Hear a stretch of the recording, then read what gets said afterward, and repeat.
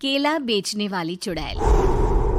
एक बार की बात है, जादूपुर नाम के एक गांव में करतब दिखाती एक औरत एक रेड्डी के लिए गांव में आती है। आइए आइए मेहरबान कदरदान, खाइए रोहड़ा के ताजे ताजे केले। कभी खाए नहीं होंगे ऐसे केले, पीले पीले केले खाइए। ये कहकर रोहड़ा हाथों में 4 केले लिए उन्हें सर्कल में जोर जोर से हवा में उछालती हुई करतब दिखाती है, जिसे देखकर आसपास के सारे बच्चे अपने अपने मम्मी पापा से उस औरत के पास जाने की जिद करने लग जाते हैं।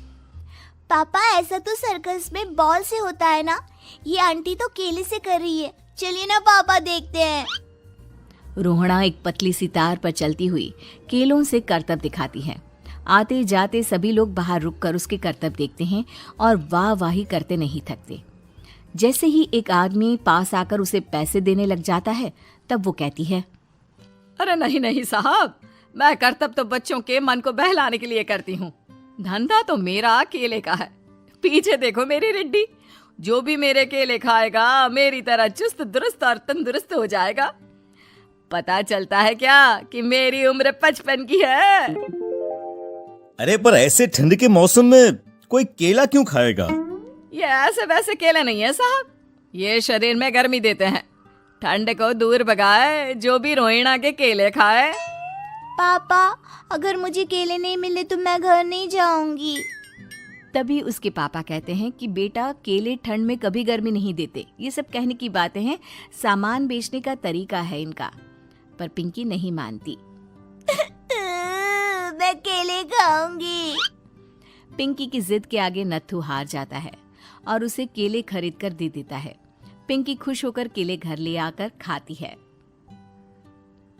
अब मैं भी करतब करूंगी, कितना मजा आएगा। जादुई केले। पिंकी पहला केला खत्म भी नहीं करती कि वो बेहोश हो जाती है। दूसरे केले से एक काला धुआं आता है और रोहड़ा चुड़ैल बनकर बाहर निकल आती है। मेरे भूतिया केले बच्चे न खाए, ऐसा हो ही नहीं सकता। जादूपुर वालों, कब तक बचोगे? आ गई हूं मैं रोहड़ा, जिसका कोई नहीं कर सकता सामना। रोहड़ा पिंकी को गोद में उठाकर काले धुएं में कहीं गायब हो जाती है। शाम के वक्त नत्थू घर लौटता है और पिंकी को घर में ना पाकर उसकी माँ से कहता है, माँ पिंकी कहाँ है? अरे बेटा, उसे तो तू सुबह करतब दिखाने ले गया था ना, फिर कहाँ वापस आए तुम दोनों? मुझे लगा तू उसे अपने साथ मंडी ले गया होगा। हे भगवान, मेरी बच्ची कहाँ गई? मैं उसे घर ही तो छोड़कर गया था माँ। नत्थू गांव के घर कोने में अपनी बेटी को ढूंढता है, पर उसे वो कहीं नहीं मिलती। परेशान होकर आखिर रो रो कर नत्थू हिम्मत हार कर घर लौट आता है। अगली सुबह रोहड़ा फिर से करतब दिखाने आती है और इस बार पिंकी की तरह रोनी केले खरीद लेता है। 50 रुपए दिए थे पापा ने, सारे पैसों की मैंने केले खरीद लिए हैं। अब मैं भी आंटी की तरह ही करतबबाज बन जाऊंगा। यही सोचते हुए रोनी केले खाता है और पहला अकेला केला आधा खत्म भी नहीं करता कि चुड़ैल उसके सामने आ जाती है। मेरे साथ चलने का समय आ गया है रोनी। ये तो बस शुरुआत है। अब इस गांव के सारे बच्चे धीरे धीरे मेरे कब्जे में होंगे, एक बच्चा भी नहीं बचेगा। ये कहकर रोना रोनी को गोद में लेकर काले धुएं में अदृश्य हो जाती है। इसके बाद हर रोज गांव में से कोई ना कोई बच्चा गायब होता, पर ऐसा क्यों हो रहा है किसी को भी समझ में नहीं आ पा रहा था। रोज की तरह अपनी बेटी पिंकी की तलाश में नत्थू गांव के एक तालाब के पास बैठा रो रहा था। कहाँ गई मेरी पिंकी? शकुंतला के जाने के बाद एक वही तो मेरा सहारा थी। अरे उसकी आत्मा कोस रही होगी मुझे कि मैं अपनी बच्ची को संभाल भी नहीं पाया। नत्थू ये कहता हुआ रो ही रहा था कि तभी तालाब में से उसे शकुंतला की आवाज सुनाई देती है। कहाँ थी तुम शकुंतला? हमारी बच्ची और सारे गायब हुए बच्चे रोहड़ा के कब्जे में हैं। वो बच्चों को जो केले देती है उससे बच्चे बेहोश हो जाते हैं और उसके कब्जे में आ जाते हैं और वो उन्हें ले जाकर काली दुनिया में ले जाती है। पर वो ऐसा क्यों कर रही है? ये मैं नहीं जानती, पर उस दुनिया का रास्ता मैं आपको बता सकती हूँ। जहां ये नदी खत्म होती है वहां एक केले का पेड़ है, उसके नीचे एक दरवाजा है, वहीं से रास्ता जाता है उस दुनिया का। ये कहकर शकुंतला की आत्मा गायब हो जाती है। गांव के सभी लोग झुंड बनाकर उसी रास्ते से काली दुनिया में चले जाते हैं और वहां देखते हैं कि सारे बच्चे वहां काम कर रहे थे। पापा मुझे ले चलो यहाँ से। पापा पापा। सभी बच्चे अपने मम्मी पापा से लिपट जाते हैं। तो तुम लोग यहाँ तक आ गए? क्यों हमारे बच्चों को पकड़ लिया तूने? तुझे शिकार ही बनाना है तो ले, हम सब आ गए हैं, हमें खा ले। नहीं, मुझे बच्चे चाहिए। मेरे बच्चे के बदले तुम लोगों के बच्चे। क्या मतलब?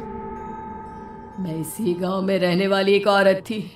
केले की चोरी के इल्जाम में मेरे बेटे को गांव वालों ने इतना मारा कि वो मर गया।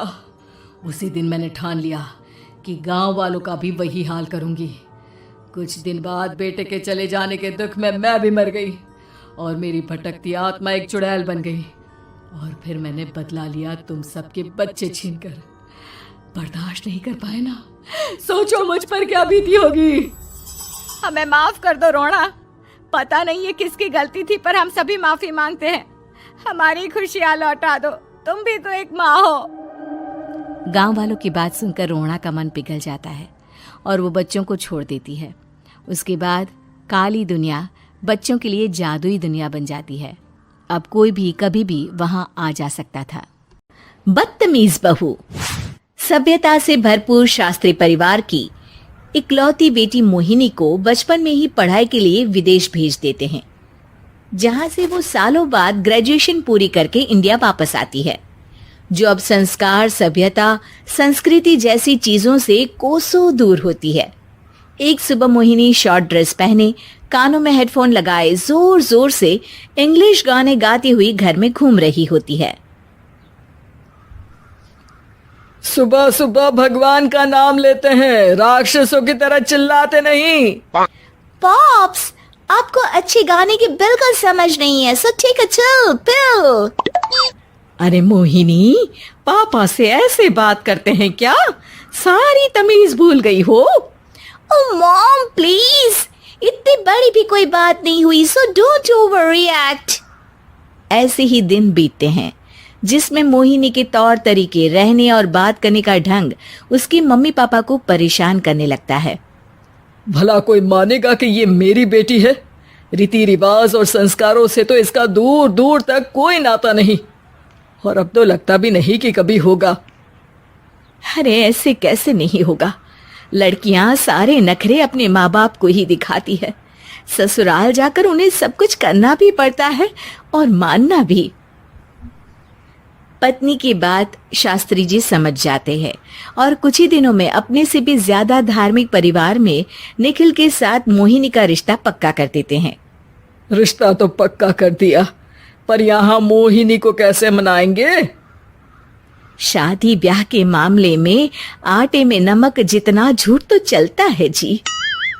इसी तरह एक के बाद एक तिकड़म लगाते हुए दोनों मिलकर मोहिनी को शादी के लिए तैयार कर लेते हैं और मोहिनी निखिल की शादी हो जाती है, जिसके अगले दिन से ही मोहिनी दोबारा अपने पूरे अवतार में शॉर्ट ड्रेस पहनकर घर में घूमने लगती है। बहू को ऐसे देख सास की आंखें फटी की फटी रह जाती हैं। अरे ये क्या बेशर्मी है, हमारे घर की लड़कियां जींस तक नहीं पहनती और तुम बहू होकर इतने छोटे कपड़े पहनकर पूरे घर में घूम रही हो। सीरियसली मॉम, प्लीज आप अपनी इस 80 के दशक वाली सोच में मुझे इंक्लूड मत करो। हाय तौबा, एक तो बेशर्मी दिखाती है, ऊपर से सास के साथ जुबान भी लड़ाती है। अरे जल्दी कपड़े बदल कर आ, घर की पहली आरती तुम्हें ही करनी है।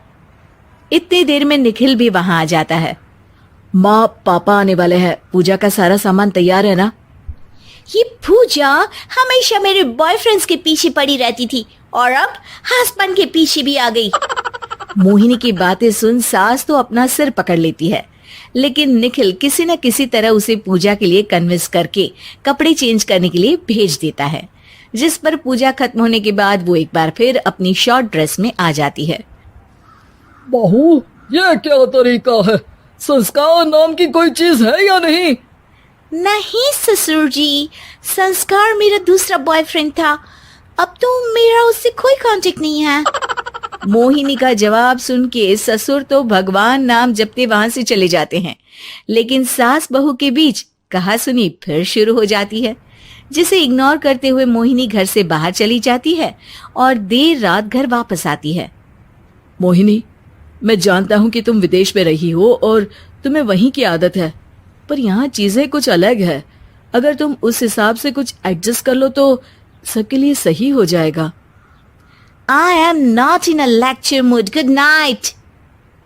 अगली सुबह मोहिनी देर से उठकर एक बार फिर उसी तरह सबके सामने आती है, जिस पर उसकी सास कुछ बोले उससे पहले ही मोहिनी की दोस्त मोनिका और रेचल वहां आ जाती हैं। Oh, hi, darling. How are you? OMG, we missed you so much. I missed you too, darling. Ram Ram, इन्होंने तो तुमसे भी छोटे कपड़े पहने हैं। अरे तुम लोगों के अंदर कोई शर्म लिहाज बाकी भी है या सब बेच खाई? मोहिनी, तुम्हारी मेड कुछ ज्यादा नहीं बोलती? इस पर मोहिनी की दोस्त उसकी सास का मजाक बनाने लगती है, जिसे सुन निखिल उन्हें जवाब देते हुए कड़वे शब्द सुना देता है और वो सुन के वो दोनों तो मुंह बनाए वहां से चली जाती है, लेकिन गुस्से से लाल मोहिनी वहीं खड़ी निखिल को घूरती रहती है। घूर क्या रही हो? तुमसे शादी की ये सोचकर कि विदेश में पढ़ी लिखी हो, घर में कोई पॉजिटिव चेंज लाओगी, अपनी करियर के लिए एम्बिशियस होगी, पर अपने इस बिहेवियर से उस पढ़ाई के साथ साथ अपने मम्मी पापा के नाम को भी डुबो रही हो। अगर तुम्हें ऐसे ही हाल रखने हैं तो यहाँ रहने की कोई जरूरत नहीं है। निखिल की बातें सुनकर मोहिनी रोते हुए घर छोड़कर अपनी मम्मी पापा के पास वापस आ जाती है। ससुराल में सब कुछ ठीक तो है?